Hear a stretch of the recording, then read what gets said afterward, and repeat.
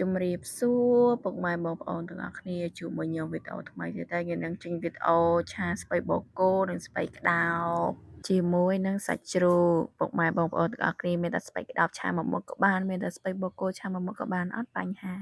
តាមចំណង់ចំណូលចិត្តឆិនឆៃតាមសម្ភារៈក្នុងផ្ទះយើងមានទៅបានហើយតោះចូលការធ្វើហ្មងទៅខ្ញុំមានស្ពៃបូកគោមានស្ពៃក្តោបនេះខ្ញុំប្រឡេះលាងវាឲ្យស្អាតអញ្ចឹងមកពុកម៉ែបងប្អូនទាំងអស់គ្នាបើពុកម៉ែបងប្អូនទាំងអស់គ្នាចង់លាងស្អាតមកកុំភ្លេចបង់អំបិលចូលកន្លះស្ពាយផងហើយលាងសម្អាតវាស្អាតពីបេចទឹកទៅដើម្បីអស់ជាតិថ្នាំអញ្ចឹងណា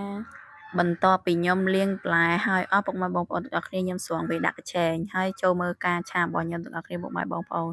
ហើយគ្រឿងផ្សំឆារបស់ខ្ញុំហ្នឹងគឺខ្ញុំមានខ្ទឹមសពុកម៉ែបងប្អូនទាំងអស់គ្នាខ្ទឹមសនេះខ្ញុំដាក់3មើមគាត់ដល់បែកដាក់ប៉ុណ្្នឹងទេ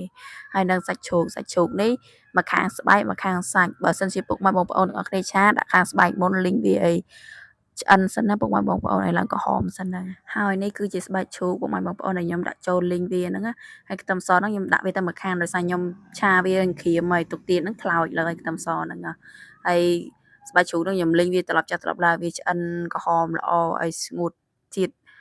ខ្លាញ់នៅជាប់ស្បែកជ្រូកហ្នឹងណាពុកម៉ែបងប្អូនបន្ទាប់ពីខ្ញុំលីងស្បែកជ្រូកហ្នឹងឆ្អិនល្អហើយអស់ហើយខ្ញុំក៏ចាក់សាច់យើងចូលពុកម៉ែបងប្អូនអរគ្នាសាច់ដែលយើងដាក់មកខាងហ្នឹងខ្ញុំក៏ចាក់ចូលត្រឡប់ចុះត្រឡប់ឡើងទុកវាមួយស្ទុះទៅឲ្យវារៀងឆ្អិនបន្តិចឲ្យសាច់យើងឆ្អិនបន្តិចបាទខ្ញុំបង់គ្រឿងបង់ខៅចូលពុកម៉ែបងប្អូនគ្រឿងខៅដែលយើងបង់ស្លហ្នឹងអត់មានអីច្រើនទេពុកម៉ែបងប្អូនខ្ញុំប្រើប្រេងខ្យងមួយស្ពាយបាយហើយខ្ញុំបង់ប៊ីចេងស្ករអំបិលតាមនឹងទៀតដែរពុកម៉ែបងប្អូនទាំងអស់គ្នាបើពុកម៉ែបងប្អូនទាំងអស់គ្នាអត់មានប្រេងខ្យងដាក់ក៏បាន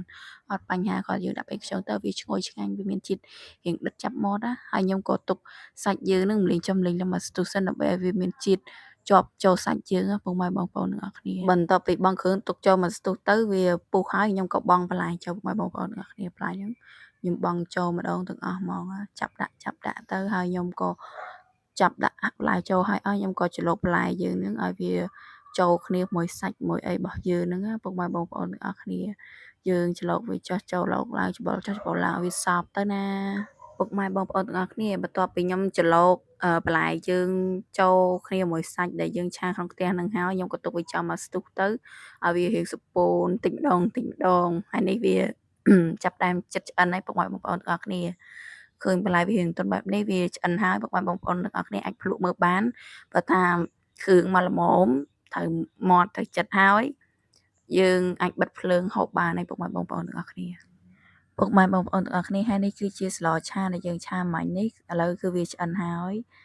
តំណងទេបងប្អូនទាំងអស់គ្នាបើបងប្អូនទាំងអស់គ្នាមានស្លឹកខ្ទឹមទេដាក់ស្លឹកខ្ទឹមចូលបន្តិចមកខ្ញុំទៅសារហ្នឹងអ្នកលក់គេឲ្យស្លឹកខ្ទឹមទេគឺខ្ញុំឆាបែបហ្នឹងតែម្ដងទៅហើយនេះគឺឆាហើយខ្ញុំខ្ចប់យកធ្វើការហើយនេះបាយរបស់យើងពុកម៉ែបងប្អូនទាំងអស់គ្នាវីដេអូហ្នឹងគឺមានតែប៉ុណ្្នឹងទេអរគុណដែលមើលវីដេអូហ្នឹងពីដើមដល់ចប់បាយបាយជួបគ្នាវីដេអូក្រោយពុកម៉ែបងប្អូនទាំងអស់គ្នា